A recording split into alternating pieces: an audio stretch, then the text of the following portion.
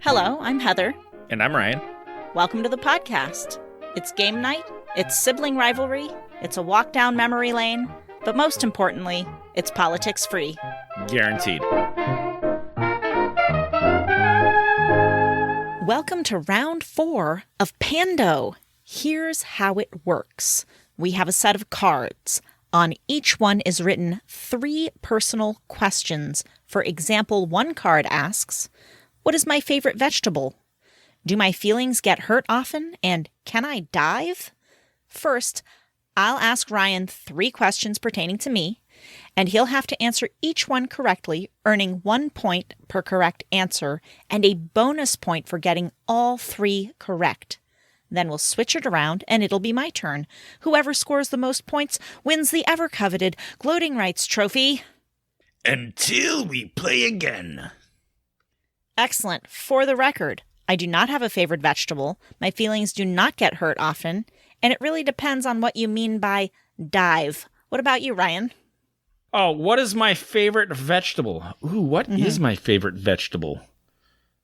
Undecided, because I like vegetables. Ew. Go on. Do my feelings get hurt often? Not as much as they used to. And can I dive? Sure, I can dive. I'm not like a pro, but I can dive. I can't swan dive. I would love to be able to swan dive, but I know that would end in a belly flop. So I've never attempted it. Heather, there was this swimming hole that I used to go to out in the boonies. I don't know if you ever went there. I don't think you did, but it was this really beautiful swimming hole. And there's this canyon of sorts where like one side is about 10 feet above the water and the other side's like 15 feet above the water. And then there's this big tree that you climb up, and there's a rickety old platform at the top that probably puts you at about maybe, I want to say 20-ish feet above the water. And I went up there, and it took me about 20 minutes before I was able to pencil dive, like feet first, straight into the water. It took me forever. But I watched this guy swan dive off of that thing, and I was like, I will kill myself if I do that. Not trying it. Not ever. Good call. I was going to say, the last time I actually dove into a body of water was maybe 20 years ago. So I could dive then. I am so out of shape now. I don't know if I could. I just don't know if I could. So I mean, I think you maybe. could. It's not hard. It's like riding a bicycle. Yeah. Well, that said, once again, the game we are playing is called Pando. That's Pando. It was created by Pando and is available at playpando.com. Link in the show notes. They are not a sponsor. Ryan, are you ready for your first card? I am ready. Excellent. Current running score, Ryan 15, Heather 18. First question. Do I believe in Bigfoot? Yes. I don't think that I do, bro. I don't think I believe in Bigfoot. I seem to recall, and I believe it's on a recording, you flipped me shit for not being sure if I believed in Bigfoot. Oh, no, wait, maybe that was the other way around.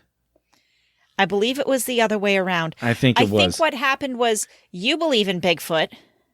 I believe that it's possible that Bigfoot exists. I don't believe all the videos that I see. I believe it's possible that Bigfoot exists, but so I don't you believe that he exists. Okay, so I get a point. Okay. If you believe that it's possible, I get a point. I also believe it's possible we can go to Mars. I don't think there's people living there right now. That's not the same thing as believing that we can get to Mars. I feel like it's the same thing. It's not. Okay. That it's possible to get to Mars. No. Okay, here's a better comparison. It's possible, but are there currently people on Mars? No. Here's a better comparison. I believe in ghosts. Absolutely. I have no doubt in my mind that ghosts exist. Sure. I believe, could Bigfoot exist? I mean, kind of, yeah, but I have never encountered anything that makes me jump 100% on that bandwagon. Okay, so hear me out, okay? Okay. All right. If you took Google Maps and you selected just a random point on just the United States alone, just a random point on the United States, and you zoomed all the way in, chances are it's in the middle of nowhere. Right. There's less populated areas than there are populated areas. There is so much unexplored land in the entire world that, I mean, it's just like the ocean. Like, it's so bloody deep.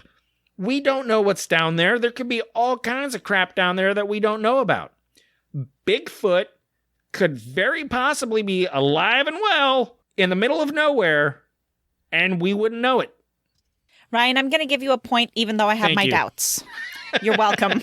I did not realize you were going to launch into the trying to convince me that Bigfoot exists speech, but thank you for that. You're welcome. Another thought that I have on this is they are constantly discovering new species that we never knew existed. Exactly. I see these typically, which does not really support the Bigfoot theory. They're very small, like insects or tiny frogs that are in, but as you said, they're in really densely forested or like jungle type areas where human beings don't typically go ever. Right. So you might have a point there. Next question.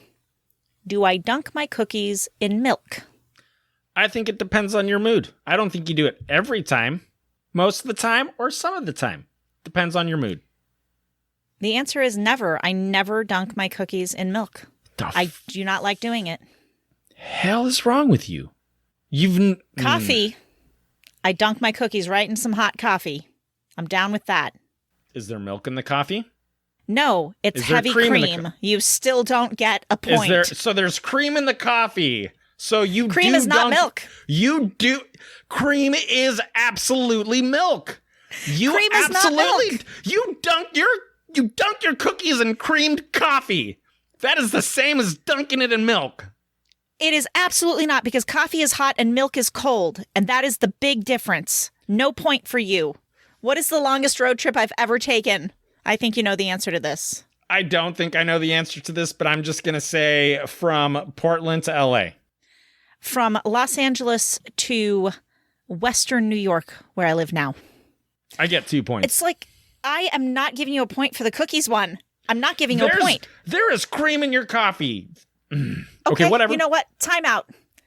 If you're listening to this right now, email me, thepoliticsfreepodcast@outlook.com, or send me a message on Instagram @thepoliticsfreepodcast. Do you think Ryan should get a point for this? I dunk my cookies in hot coffee with some cream in it, but never in cold milk. And the question is, do I dunk my cookies in milk? Let us know. And Ryan, if the people give you the point, I will retroactively give you the point, but I'm not giving it to you right now. Not in the game. No, sir. Help me out, people. Help me. Help me. All right, let's hit my first card. Okay. Heather, what is my favorite movie genre? I want to say action. Is it a combination of several different genres? Like, is it like a action thriller type situation, or with some comedy in there too? It's so hard to say. Like, yes, action is one of my favorite genres. So yes, I will give it to you. Yes, because it is one of my favorite genres. I'll take that. When I saw that question, I thought to myself, like, if I was asking that to you, I would not know what my answer was either. There's a lot of good. It's more the movie than the genre, isn't it? Yeah. If it's a good movie, it doesn't matter what genre it's in. You just love it. All right, Heather. All right. Over the last 12 months, how many times have I gone camping? Well, I know my answer for this is absolutely 0. But what's my answer? Your answer is also 0. God damn it, I hate you. Although I think you'd be more likely to go camping with me. I just don't see it in... Do any of your family members like going camping? The girls? Or Rebecca? The last time I went camping was 16 years ago. Oh. And Rebecca was very pregnant with Sophie. And interesting. It was a terrible experience.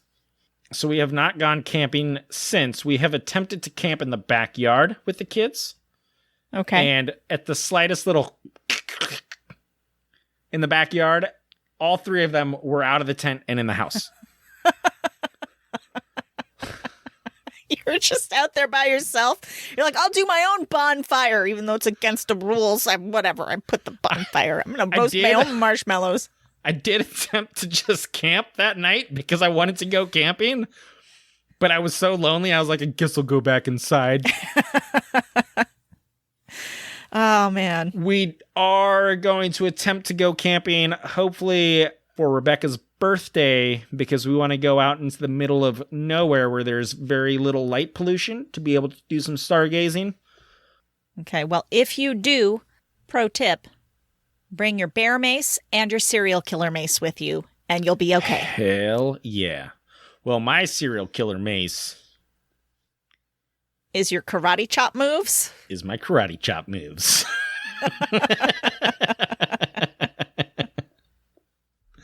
All right. All righty. And do I use pore strips to remove blackheads on my nose? I think the answer here, I'm kind of torn because I think you might, but also you've got pretty good skin, so I'm going to go with no. I do. Not often, but I do. Oh, I knew I should have answered yes on that. So now I am going to read you your next 3 questions. Are you ready? Okay, yes. Name something I am allergic to. I don't think you're allergic to anything.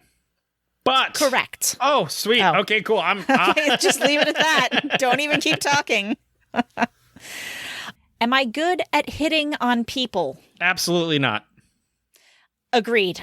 Like, not that I need this skill, being married, these 10 plus years now, but I'm just trying to put think of the past, and my game is so bad that I think that I'm hitting on someone, but they just think I'm not hitting on them. I don't know. It's you get a point. Let's stop talking about it. It's depressing. Can I say the ABCs backwards? Yes, you can. I can, and I will, just to prove it. Are you ready? I'm ready. ZYXWVUTSRQPON MLKJIHGFEDCBA. Did I miss anything? Well done, Heather. Thank you. Bonus point for me. Bonus and for Ryan. Heather? Yes. Can I say the ABCs backwards? Sure. I cannot. Oh. I have to really think about it. Like, in my head, I'll be like ZYX, and then I'll be like ABCDFGH W. By the way, if I find out that I messed that up, I will nix this whole segment from the episode. Heather, it's not going in if I screwed it up. Heather, I will tell you did not mess it up because I pulled up the alphabet because I was ready to cheat on this one. Nailed it. All All right, let's do my next 3 questions. right, Heather. During Christmas, is there typically a fake or real tree at my house? Fake tree. Yes, except for, yes, typically there's a fake tree in my house. Correct. Same here. Listen, to anybody out there that's getting mad at us about this right now, just consider that we grew up in Pine Tree Central. And we still had fake trees. Because after years of bringing in real trees and having the biggest mess ever from real trees dropping their pine needles everywhere, we moved to fake trees, and we just kept that in adult life. And listening to Dad muttering to himself as he vacuums it all up. It was hilarious. Ryan, you're asking me. Never mind. Go ahead. Yes. Do I enjoy yard work? I think that you do. I do enjoy yard work. Yes. Heather? Yes. Can I do a convincing British accent? No, not even a little bit. Absolutely not. Barf. That is correct. In fairness, I don't think from a British point of view, there is any American that can do a convincing British accent. I think they're very That's true. critical of that. Although, I'm going to attempt this one line from Snatch. Nope, from Lock, Stock, Two Smoking Barrels. Mm-hmm. And the line goes, if it is what he says it is, then that's my bloody ganja. I mean, that was okay. That was okay. It was all right. It was all right. It's the only one I know. British listeners, please email me and make Ryan feel better about that. Okay, let's move on.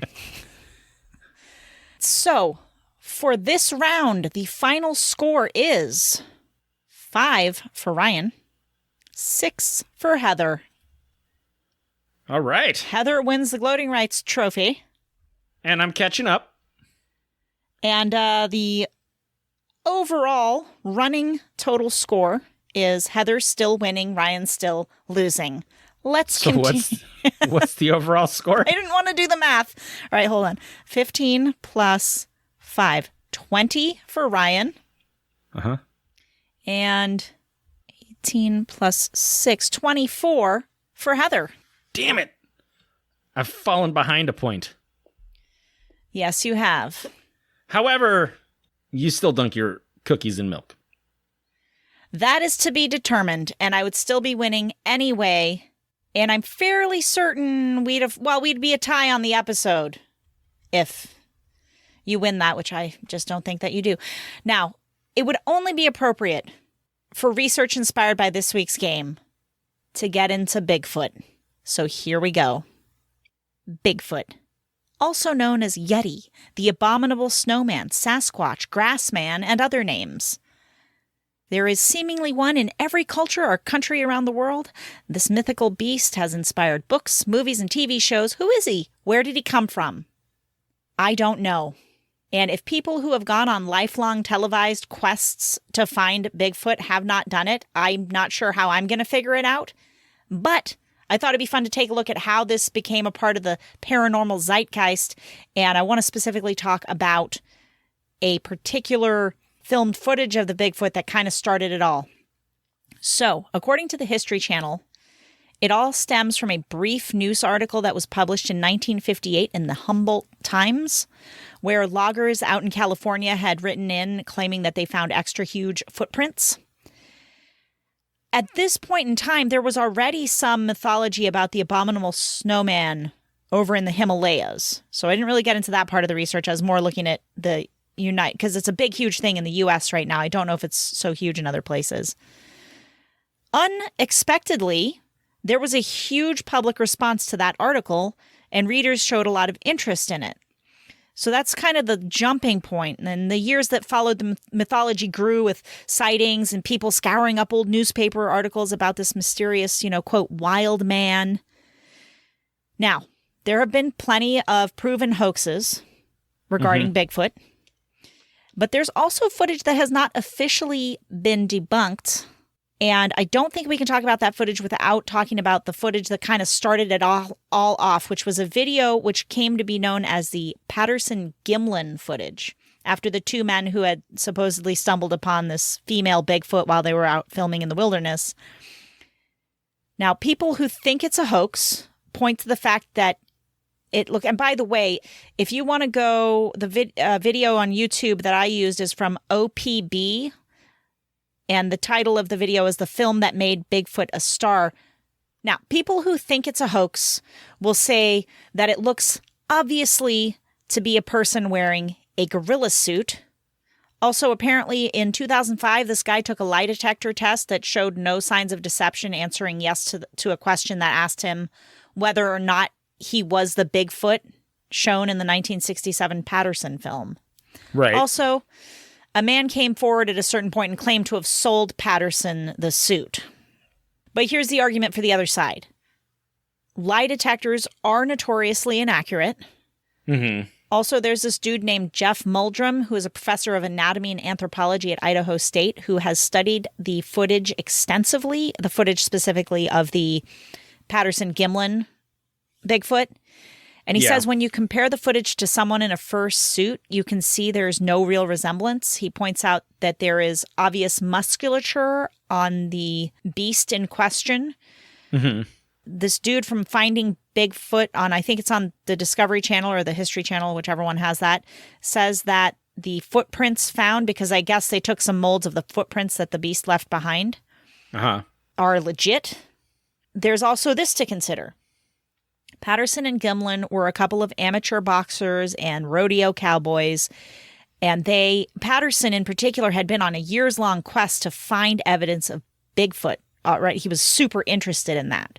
Mm-hmm. So is he the one-time ever Bigfoot hunter that actually found footage of a Bigfoot? Because none of the rest of them have been able to do it. Bigfoot is elusive. Well, according to him, he picked that area because, which is, I forget where, somewhere in like Northern California or Southern Oregon, because there had been sightings there and because footprints had been found there. Yeah. So, but we need to ask, did he find the evidence or did he invent the evidence? We need someone next time they encounter Bigfoot to live stream it and just head straight for Bigfoot. Run at him.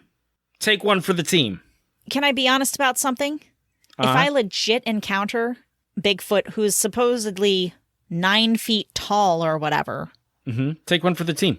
No, run away, like not even scream. I'm just going to run as fast as I can and hope that Bigfoot doesn't run after me, because I'm pretty sure Bigfoot at 9 feet can run faster than me. Probably. But I say you run for Bigfoot and take one for the team. Okay, well, that's one of those we're going to have to see what happens when it happens things. So good luck with that just materializing. Throw your phone at Bigfoot and then hide. Or, you know what? Go somewhere where there's sightings and just you could set up a full-time camera that just runs like people like wildlife capturing cameras. Yeah, but we have to see what happens when one runs at Bigfoot, because only then will we know that Bigfoot is real. And then what should I do after I run it at Bigfoot and catch Bigfoot? Should I start yanking on Bigfoot's head to see if his mask comes off? Okay. Yes. Because if his mask comes off, he's not going to murder you. Because then he'd be like, shucks, you got me. But if his mask doesn't come off, he will kill you. And therefore, the existence of Bigfoot will have been proven. Okay. So just so we're clear, I am alone in a forest. Yes. I see a 9-foot-tall Bigfoot. Yes. I run at Bigfoot. Yes. Leap 4 feet into the air. Yes. Which is basically me leaping almost my entire height. Right. Yes. Grab Bigfoot by the head. Yes. Yank on Bigfoot's head. Yes. You heard it here first, folks. Let's move on with the episode. It's time for stories inspired by today's episode. Stories today are inspired by the question, am I good at hitting on people? Reddit, what was your worst attempt at hitting on someone? Oh, by the way, send us your stories. The Politics Free Podcast at Outlook.com or message me on Instagram at The Politics Free Podcast. We'd love to hear your very lighthearted stories that have been inspired by listening to this episode. Please send them. We would love it if you would. Here we go. All right, so again, Reddit, what was your worst attempt at hitting on someone? A lot of these people didn't actually answer the question, but I like the answers, so I put them here. From Lurkalo. I met the woman who would be my eventual wife when I was about 5 years old. I literally hit her with a stick in the park that day. She ran home crying. I still hear about it. I thought that was adorable. And also one of the commenters was like, so do you still beat your wife? I thought was funny. From a deleted account, my buddy asked a waitress at Red Lobster, so, do you come here often? And got her number. Impressive. He must have been very good looking. Let's move on. Very impressive. Shep Daddy. Back in high school, my best friend Bob and I went to a concert at a local coffee shop one weekend. While we were there, we saw these two girls, let's call them Emily and Laura, hanging out together, and started talking to them, flirting and such. My friend has his eye on Laura, but every time he talks to her, he calls her by the wrong name, and she corrects him. B, Liz, you'll love this one. L, my name is Laura. B, oh yeah, sorry. This goes on for the next couple of hours, with different names from Bob and growing exasperation from Laura. Finally, as they're getting ready to leave, they have one final exchange. B, well, Mary, it was great to meet you. L, sigh. My name is Laura. B, I'm so sorry. The thing is, I'm much better at remembering names when they go with numbers. That bastard had been working for that line for hours, and I'll be damned if it didn't work. You gotta give him, I mean, he did the long game there, man. Oh, jeez. I have to interrupt you for just one moment. Uh-huh. So I posted to Reddit, help me settle a debate. My sister says she doesn't dunk her cookies in milk, but she dunks her cookies in coffee with cream. I say she dunks her cookies in milk, and she says she doesn't. Does she dunk her cookies in milk? So far, 12 people have said yes, and 7 people have said no. I said listeners to this podcast vote. Are any of them listeners of our podcast? Ask right now. No, obviously, none of them listen to our podcast. I would highly doubt that they do, because we're not that famous yet. But try this one. So I posted the same question into a Facebook group called Sounds Like an Unpopular Opinion, but okay. And so far, 40% of the people have said yes, and 60% have said no. It's going to be largely up to the listeners of this podcast who never respond to anything I ask for, so good luck with that, bro. Last pickup line story from Neon Appa. I had a friend who always used to quote how his other friend picked up his long-term girlfriend at the bar using the line, "I can't wait to disappoint you sexually."